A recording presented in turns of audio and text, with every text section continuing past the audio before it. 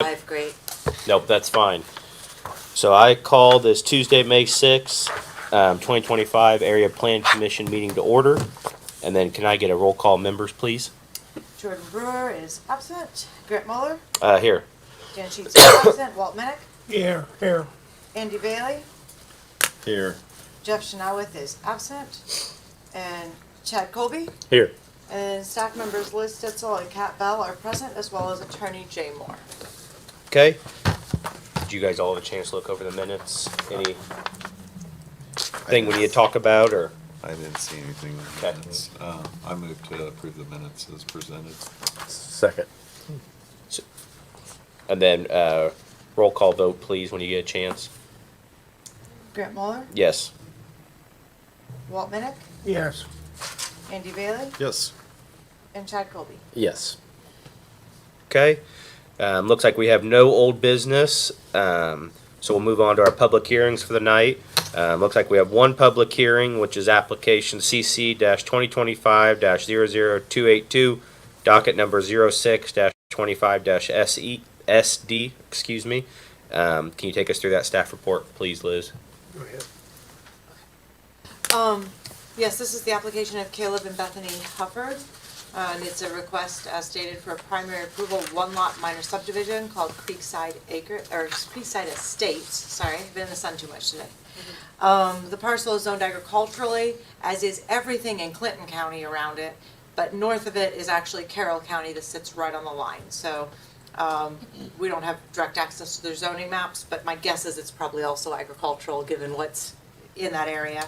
The site is a 9.89 acre lot on the east side of North 680 West between State Road 26 and the Carroll County line in Section 22 of Ross Township. It's a first split of 160.92 acre parent tract. It's mostly woodland with farmland to the east. There's a dwelling to the south, which is where the petitioners currently reside. To the north, of course, is Carroll County, as previously mentioned, and then there's a lot of floodplain on the northern half of the petition site as well. But there is room on the southern half for some development.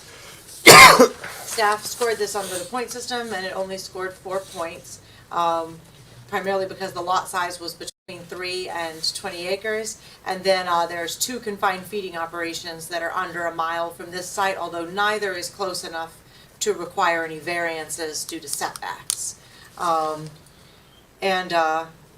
The site did go to the Board of Zoning Appeals and was granted special exception approval January 7th of 2025 by the BZA.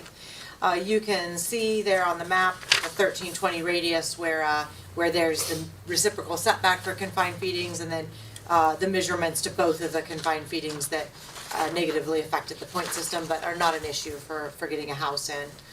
And then there's a picture from the road that just gives you an idea. You can kind of see there's some heavy woods on that lot.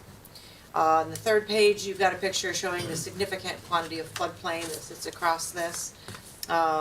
This is not an illegal watershed.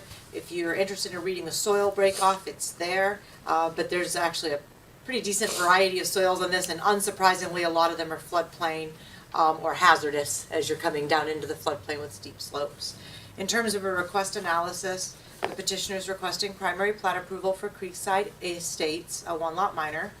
The standard rural development protection language is included in the covenants. The Drainage Board granted approval April 15th of 2025. The Health Department approved the new lot as suitable for a septic. It will require a perimeter drainage outlet, which has been indicated on the primary plat. County Highway has no objection to drive access for the new lot, and the enforcement clause in the covenants is included and can be initiated by an adjacent landowner within a quarter mile. In terms of principles and standards of design, restrictive covenants were reviewed by Jay Moore for legal soundness and proper preparation, and he had no issue with them as shown.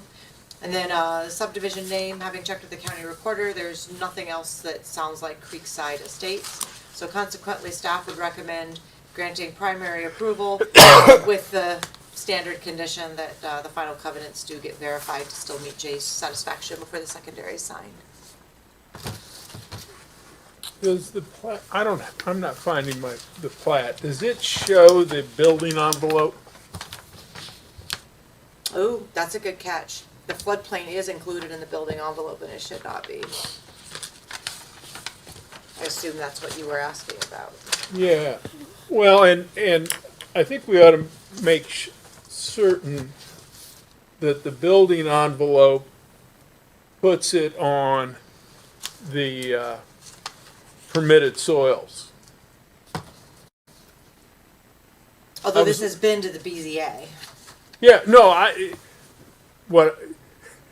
you can build a house on good soils, but you could also build a house on Yeah. on not good soils, and I guess what I would think is we should require in the approval that the building envelope be include, that the structure be built on the permitted soils. I don't know if I have, I'm looking to see if I've got a soil map for this printed out, because only 15% of that is a permitted soil. The rest is gonna be your special exception soils, like a lot of our building sites in Clinton Well, County. or a lot of them are not even, I mean, Well, you can't build in the floodplain where all the floodplain soils are anyway. I was noticing that yeah, the building envelope actually does need to be adjusted because it includes the floodway, and you can't put a house or an accessory structure in the floodway. We usually try to catch those, and we've been short-staffed and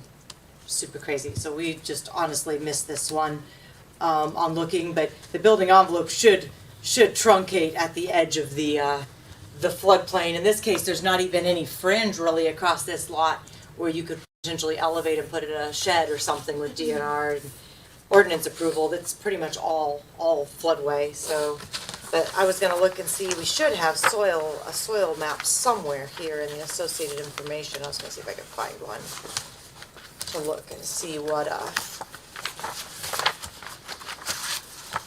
where the 15% is. My guess is this stuff on top is partially the permitted soil type and partially the special exception soil type. Ah, here we go. Yep, that's exactly what it is. So and you guys can't see down there, but your GN and your LA, which are floodplain soils, they pretty much are exactly that floodway. And then your HEF, that's your hazardous soil because of your slope. That's also, there in that floodway. Now, there's only part of that area down below that's the MTB, which MTB is our normal soil type that we see that's permitted, that doesn't have limitations for basements and foundations. CBA is a special exception soil type. We build in special exception soil types a lot in Clinton County. You just have to engineer your footers and everything to support what you're putting on top, and a basement may or may not work depending on what you get. But special exception soil types are typically buildable. You just have to put a little more effort into them. I guess my thought would be to bring the building envelope, to the near side of the floodway, which is going to get you out of the hazardous and floodplain soils, recognizing that neither accessory structures nor primary structures should be in that floodway area. Okay. Is the petitioner here? Okay. Please state your name and who you're with, sir. I'm Wyatt Johnson with 40th Parallel Surveying in Tipton, Indiana, and I'm representing the case for the Huffords. And we can work with Liz and Jay to add that building envelope. I did show a place on the primary plat for a possible home location, but I haven't consulted with Huffords to determine where they plan to build. Probably going to be Okay. half special exception, so I don't have permitted. Maybe it should be fine. You guys have any questions for him? I don't think so. So I don't. I don't see anything. I don't it's- It's a good use of that little Yeah. sliver of land right there, to be quite honest with you. Yeah. That if we can get something put there, Yeah. Yeah. which I don't see any problem with. So, Yeah. what would you suggest we do then? I mean, I'm comfortable with fixing this at secondary. It's not really a complicated thing. Wyatt just needs to bring that building envelope line down, and, Okay. it shouldn't be a huge thing. So I would just make your motion contingent on adjusting the building envelope to eliminate the floodway, and then, or the floodplain, and then Jay being okay with final covenants, and we'll just check back over how those are written with that in mind. Okay. I move to recommend granting primary approval with the, making sure that the building envelope is moved to the satisfaction of staff and also, making sure the covenants is, meet Jay's standard at secondary. Second. Roll call vote when you get a chance, please.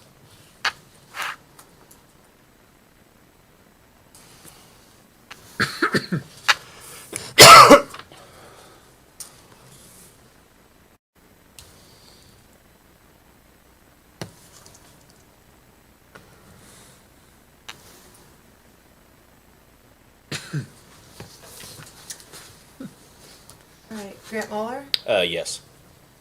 Walt Minnick, Yes. Andy Bailey, Yes, Chad Colby, Yes. and who was my second? I was. Chad. Chad. Thank you, realized I missed that.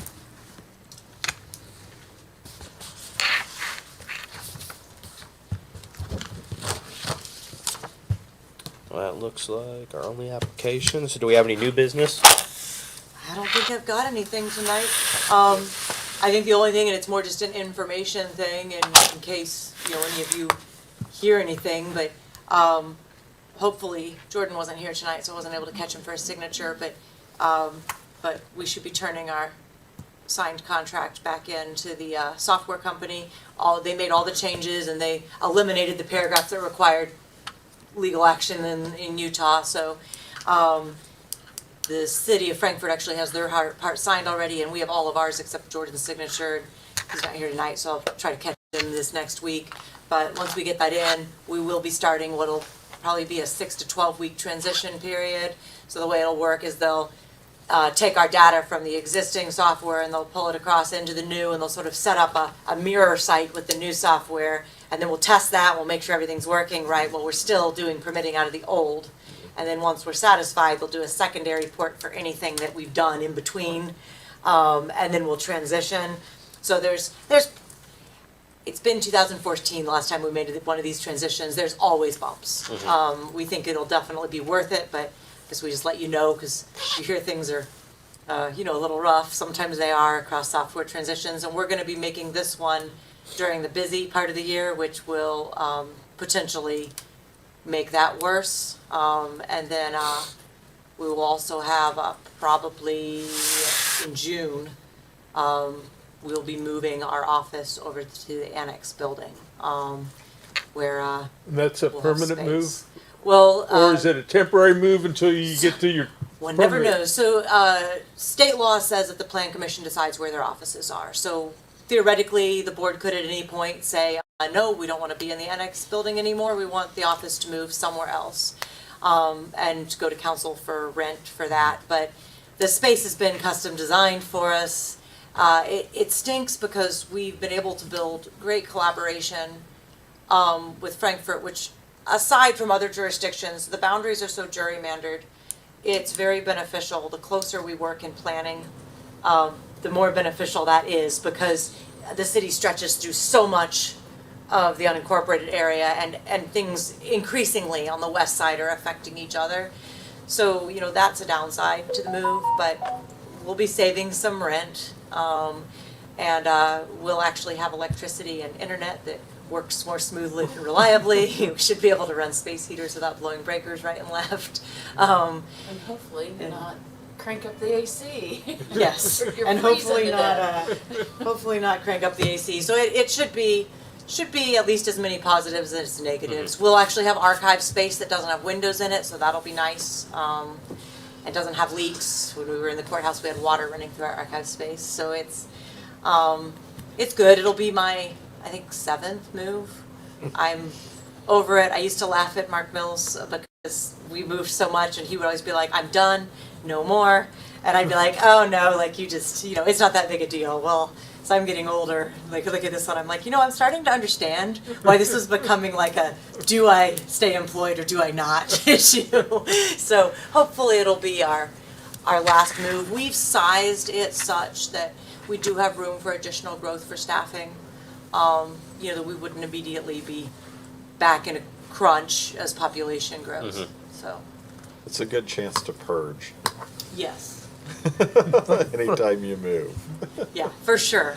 So, So looks like our next meeting is June 3rd. Back here again, I'm assuming. Okay. As far as we know, Yeah. I Okay. haven't heard anything different. Okay. Can I get a motion to adjourn? I moved to adjourn. Second. Adjourn. adjourn. That was better than last That made up for our last meeting. Yeah, Grant. Yeah. well, you